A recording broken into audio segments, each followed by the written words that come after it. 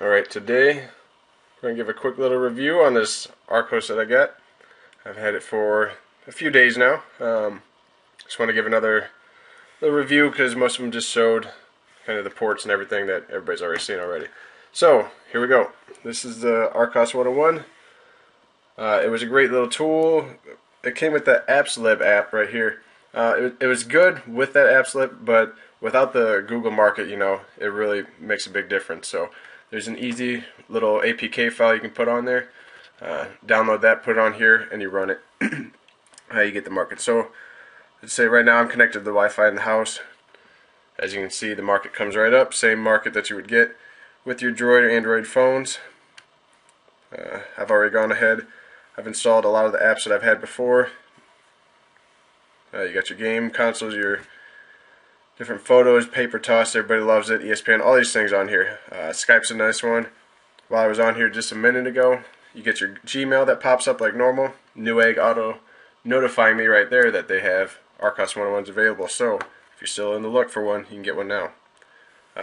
Skype comes up, works perfect just like it would on a phone or on your computer.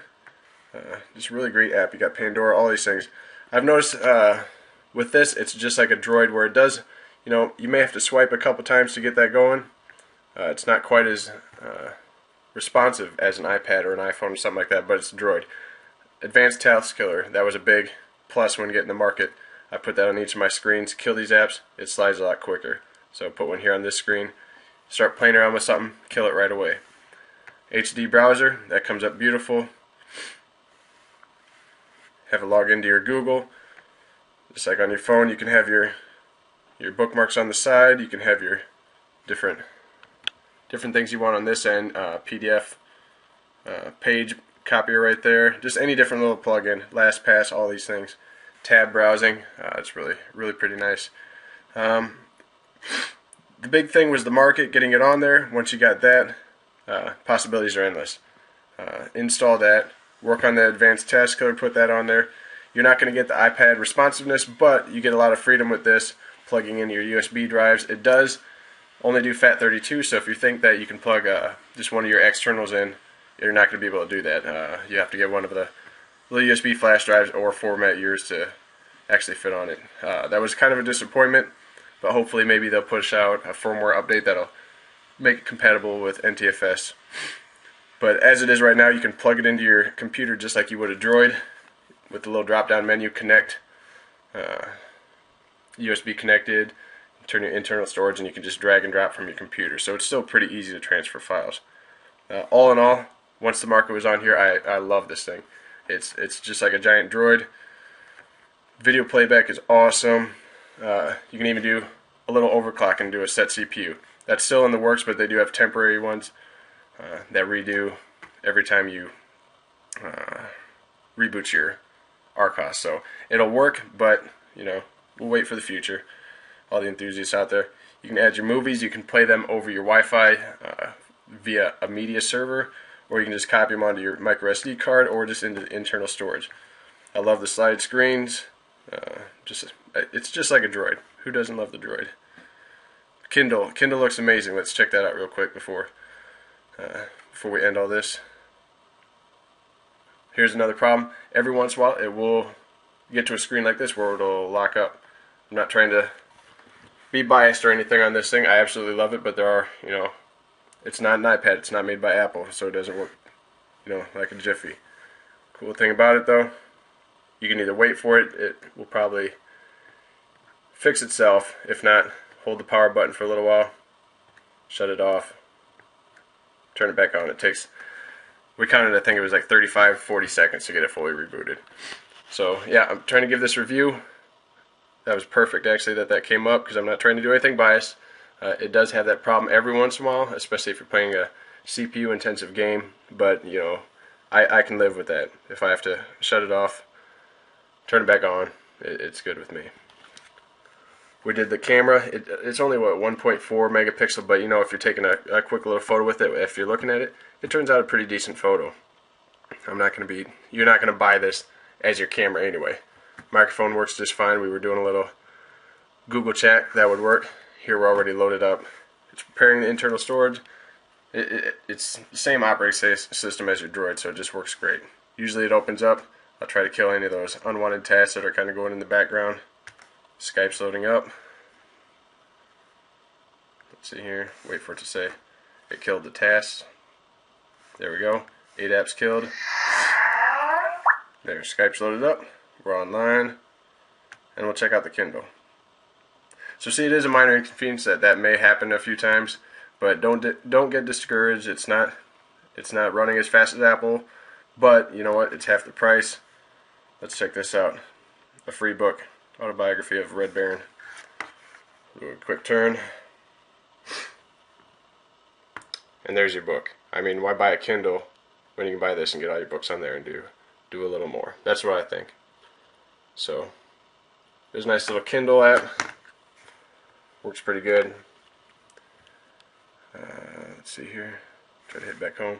Just like a Droid, it's going to have a little latency in it when trying to do things, but I guess it's what you pay for there. Switch the screen out, it should go back home.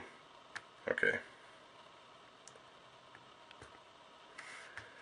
Kill that off real quick. A program I do like, I use this a lot for online classes, Documents to Go. I'm not promoting it per se. I didn't develop it, so I'm not asking for money. I'm just saying this is a great app. All your documents on your computer, you can sync it with your computers at home. You can sync it to your Google Docs. Just really great little program there. Pandora Radio has its fits every once in a while, but I use that daily. This newspaper app was with the apps that was pretty cool actually. You can get all your local newspapers. Gmail. What else do we have on here? TeamViewer. It's the beta version, so you have to go to their website to download it, but you can use that to remote to your computers at home. Great program. Let's see what else. You can see here the screen's got just a little bit of lag, but I mean it scrolls really nice. You know, just like the Droids do. It runs at 800 megahertz right now. You can do that root and do set CPU and get it to 1 gigahertz if you want to. It's really not going to make a whole lot of difference, but if you're into that. Let's see what else we got. Skype, all your ROM emulators, ROM gripper. That's a pretty nice one. That's got all of them on there. You can just go and pick the game you want to download. They're all already set in there with like links to the actual download site, and you can play any of the games that you want. I really love this thing. I had debated just to test it out, see if I wanted to return it or not. After the market was on there, I was all for it. So this is just a review for it. The stand makes a big difference, and I used this thing through the entire day, just the other Saturday, and I didn't have to charge it at all. The battery life is phenomenal on it, so it's going to be great for plane rides and long car rides and everything, watching movies or syncing it to your Droid phone. If you do have a Droid phone, it's really easy. We'll end on this. Go to your settings. When you go to your wireless, you turn your Bluetooth on. Once the Bluetooth is on, we'll wait for it. There we go. Go into your settings. This is assuming you have a rooted Droid and you have the wireless for root on there. You've got that turned on. You're scanning for your devices. You can see here I'm already paired with my Droid phone. I call it baby because I got the mama and the baby here. Once you pair with that, it's going to say that paired but not connected. You're all good, you're golden. Now when you go back, you're going to go cell phone tethering. Now it says I'm with this. All you're going to do is you're going to hit it says right here, the tether button. Hit the tether. It's not going to do it now because my Droid's not over here, but it'll say connected via tether.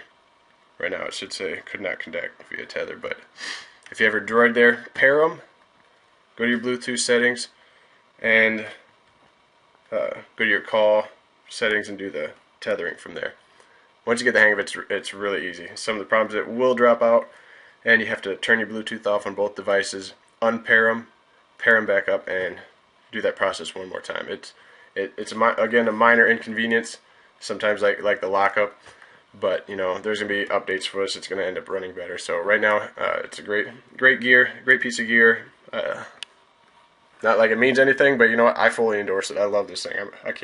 I'm excited for the future of it. So this is my little review of the Archos 101. Enjoy.